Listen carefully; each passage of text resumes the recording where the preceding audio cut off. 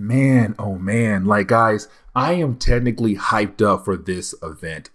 This event is going to be amazing because for me personally, the prologues, they did their job. The prologues did an amazing job getting you ready for this event, this massive crossover. Now, for most people out there, including sometimes Marvel themselves, they call this event the Avengers X-Men Onslaught crossover. And here's the reason why, because this event changed a lot of different things when it came to Marvel Comics, especially for the Avengers. And really, right after this event, it brought in a whole new reality for the Avengers and the Fantastic Four, not for the X-Men and some other characters. Like, they had the ability to stay behind in the old Marvel universe.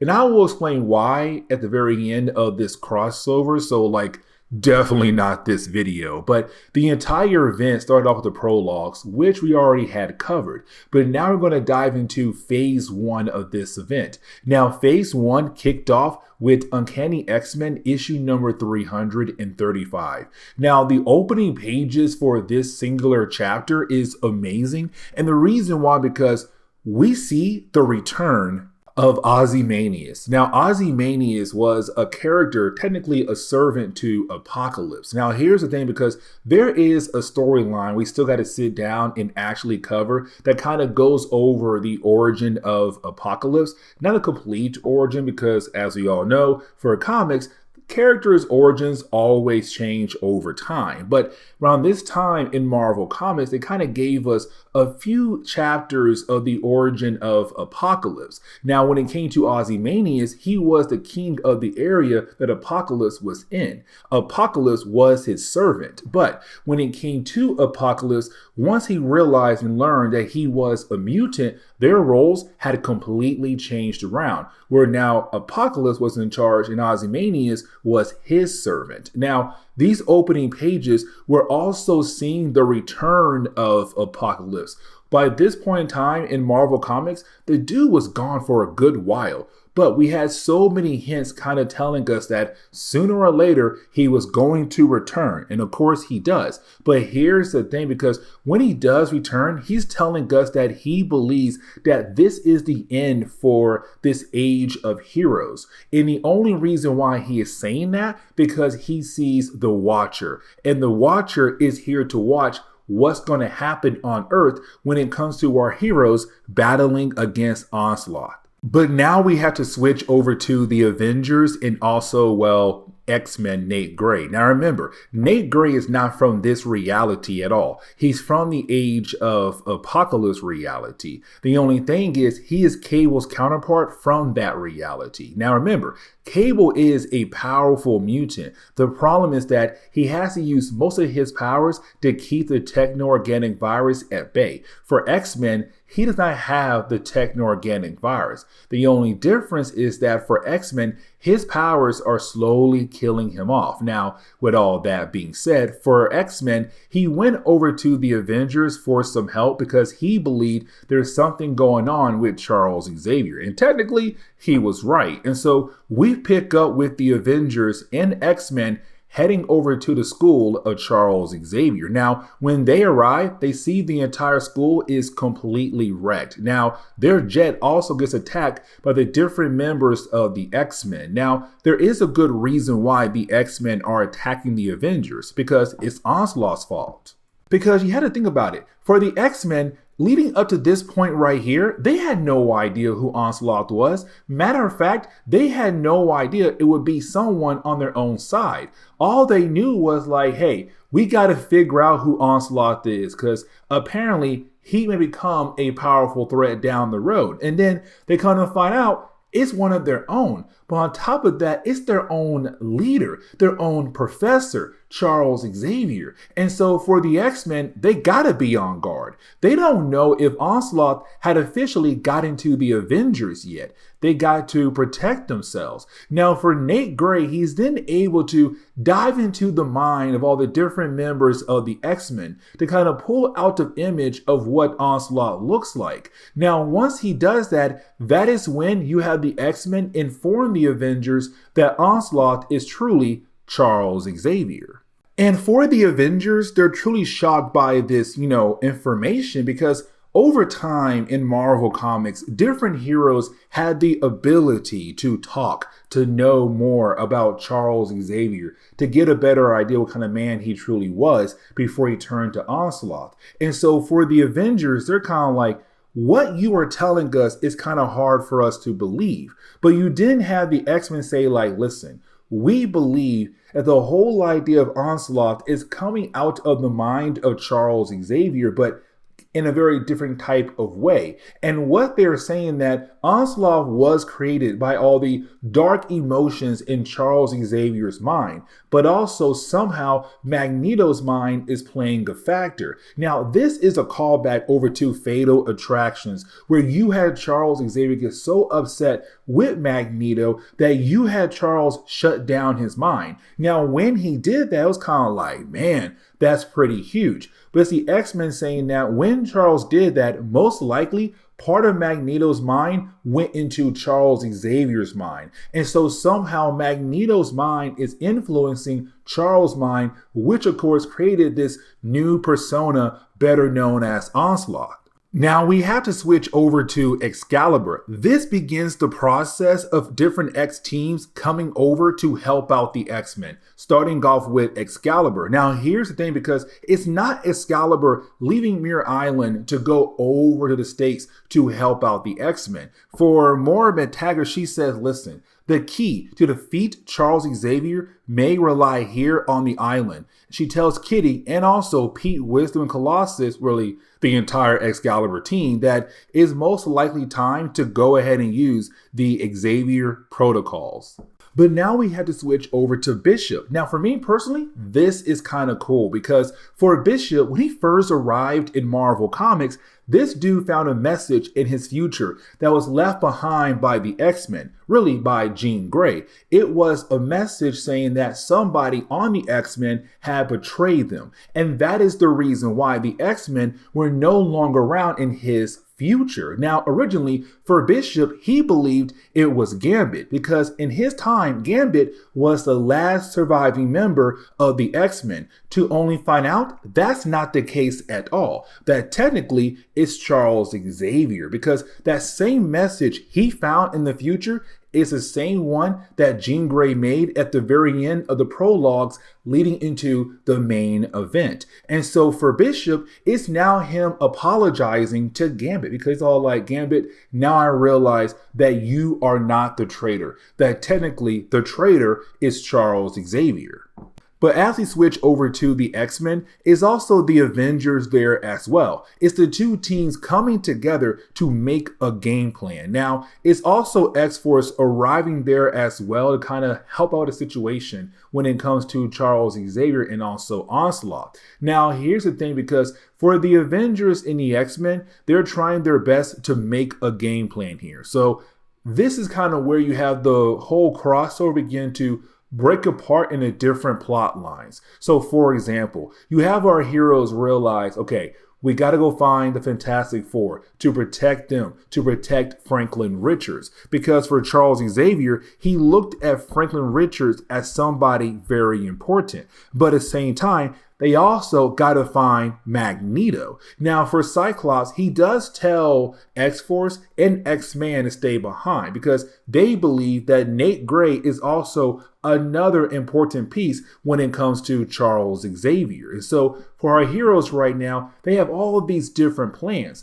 Now, for Storm, she said, hey, listen, we got to realize something. Cable is missing. And matter of fact, when it came to our prologues leading into this event, we saw Post, the Herald of Onslaught, go out of his way to fight against Cable and defeat him.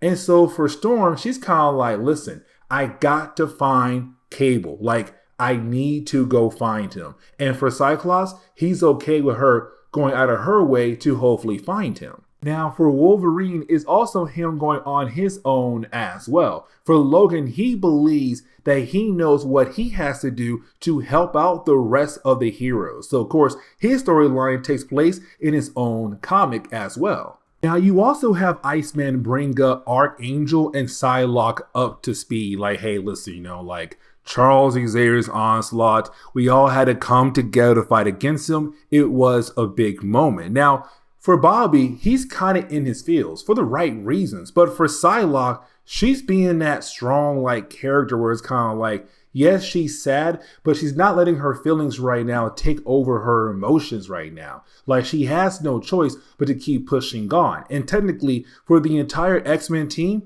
they got it the same way as well to keep pushing forward. So for her, she's kind of acting a tad bit cold. So for Psylocke, she's kind of wondering if the Crimson Dawn in her that she just gained recently, is it kind of changing her character completely?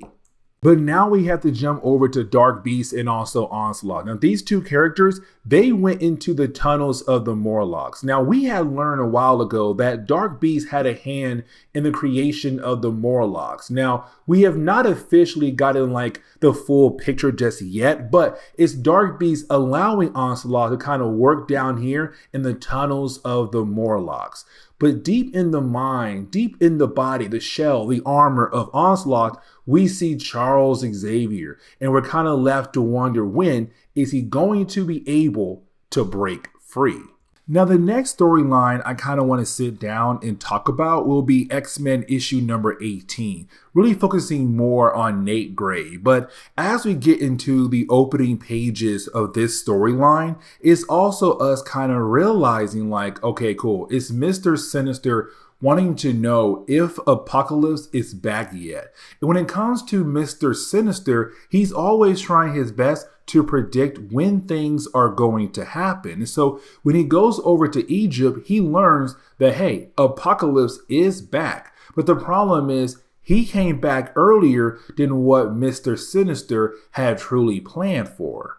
But while you have Mr. Sinister, trying to plot his next moves, we jump over to X-Force and also Nate Gray. Now, as we saw in the last chapter, X-Force was assigned to watch over Nate Gray to kind of make sure like he's well protected from Onslaught. Now, while you have Nate Gray there, he kind of realized that for X-Force, they're right now currently working great as a team, but also he recognizes Domino. Now, in his reality, Domino killed off one of his friends in the Age of Apocalypse reality. So seeing her here right now as a good guy is completely throwing him off. And technically for Nate Gray, everything he's seen so far has been throwing him off, seeing different characters act different ways than he used to. But right now for X-Force, they're kind of hoping that they can do their job when it comes to protecting Nate Gray.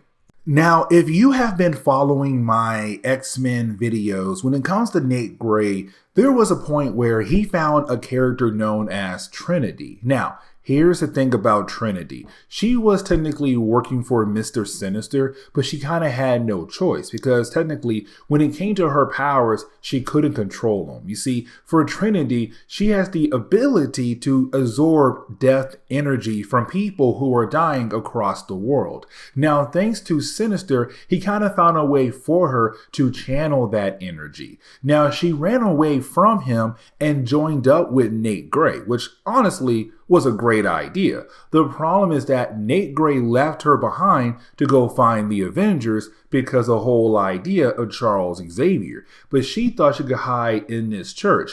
Unfortunately, she was found by the Marauders. Now, for the Marauders, as we all know, they work for Mr. Sinister, and their main goal is to bring her back over to him. Now, luckily for our young hero here, she is able to take them out very easily. But that is when she's then confronted by Mr. Sinister. Now, with him being there, is him now informing her that she had played her role in his plan. The whole idea of playing the damsel in distress, trying to build that bond, that trust between her and also Nate Gray. But it's also him saying like, you're technically not done that role just yet, but I think it's time for me to go ahead and meet up with young Nate Gray. And so this kind of leads us into the ending of this entire video, but this chapter alone right here in the entire crossover, because you do have X-Force trying their best to protect Nate Gray. They were assigned that job. The problem is you have Mr. Sinister being able to just get into the base of the X-Men. Now, you do have Caliban and Siren try to look around at first. They are easily taken out. Now, for the rest of X-Force and also Nate Gray, their main goal was to get some weapons to hopefully use against their supposed intruder. Now, for Mr. Sinister, he is able to take them out just in a matter of seconds. But this kind of leads into a one-on-one conversation between Nate Gray and Mr. Sinister. And this conversation is really important because it's Nate Gray technically finding out here that this is Mr. Sinister of this reality. And once he sees him, he starts having flashbacks to his reality version of Sinister. Now, here's the thing, because for Mr. Sinister, he kind of hinted the idea that he tried his best to create Nathan Summers. Of course, this reality version, which is Cable. But for Nate Gray, he's kind of like, what are you saying right now? Are you telling me that you had created me? Now, of course, that's not the case. Now, with that being said, it's also Mr. Sinister saying, like, your arrival in this reality is most likely the reason why we have Onslaught right now just running around. When you have pulled Charles Xavier from the astral plane, you kind of taught Onslaught how to take his physical form or get his armor to use against the different opponents who are trying to bring him down. Basically saying, like, Nate Gray is one of the many steps that help create this powerful being that our heroes are currently fighting against. Now, it's also Mr. Sinister saying, like, with Trinity being around, he was able to kind of map the mind of Nate Gray. So allowing him to kind of access the mind of Nate Gray to knock him out. So at this point right here, Nate Gray is a prisoner for Mr. Sinister. And this is where we're going to end today's comic book video. And so with that being said, guys, please leave me a like down below and subscribe. But guys, see y'all next time. Later.